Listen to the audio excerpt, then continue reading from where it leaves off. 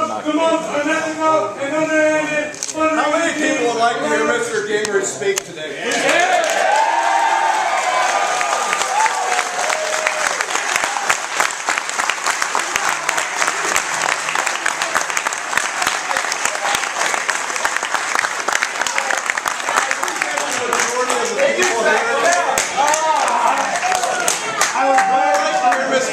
Iowa because I was sure that your tradition will actually have intellectual discourse.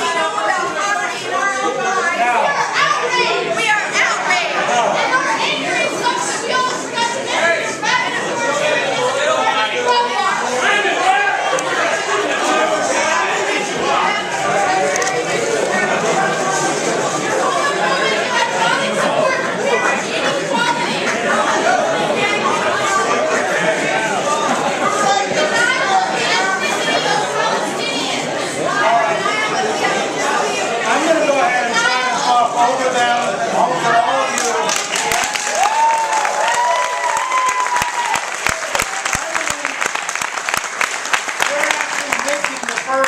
points I was going to make, which is that I don't ask anyone to be for me, because if you're for me, you're going to vote, go home, and hope I can fix things. And the fact is, with the kind of irrational opposition we're going to face, we need to recognize that the election is the beginning of the change, the election isn't the end of the process, and so I ask people to be with me for 8 years so that we can actually get the kind of changes we need in this country. And I appreciate the fact that 95% of you, maybe even 99% of you,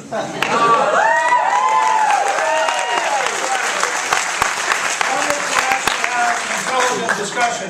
Not a fat chance. And I'm not going to be drowned out by the 1% who try to impose their will by making noise. So, in that framework, I really wanted to come here today to make a different kind of speech, to try to establish a very new and different area of political discussion.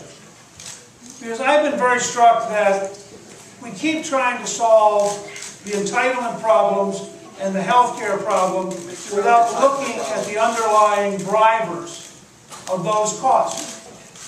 And so what I want to come today and talk about, which I think this may be the first time any presidential candidate has ever talked about brain science, but it is an area that's really, really important. I'm going to explain why for a couple minutes, and then I will be glad to take questions, because I believe in participation, even if sometimes by people who are around it. It's part of the nature of freedom.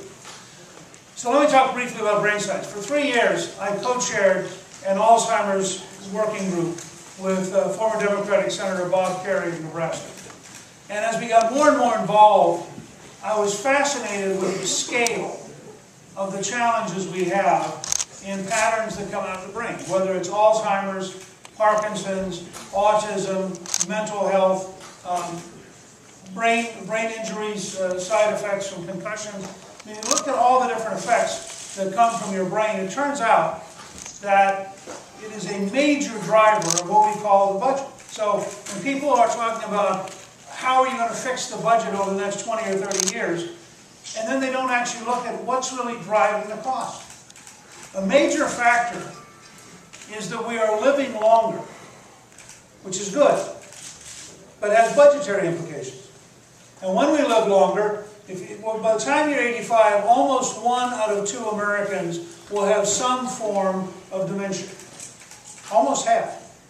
So the longer we live, the more likely we are for Alzheimer's to be a major factor. Although, as you know, there are folks who get it at a much early age. There's an early onset Alzheimer's, which affects, for example, the most successful women's basketball coach at 59 years of age. So as I look more and more at this, it occurred to me that the model for how we should think about the next 20 to 30 years is actually the iron lung. Now, in 1950, there were 60,000 Americans who got polio. And the iron lung was a device that had been developed to try to help people breathe, to help them survive polio. And if you had done a linear projection from 1960 to today, and said, how many iron lungs will you need, and how much will it cost the federal government? You'd have come up with a number that is fairly big. In fact, today we need 0. Because in the early 1950s, Jonas Salk discovered a polio vaccine. And the speed of development back then was amazing.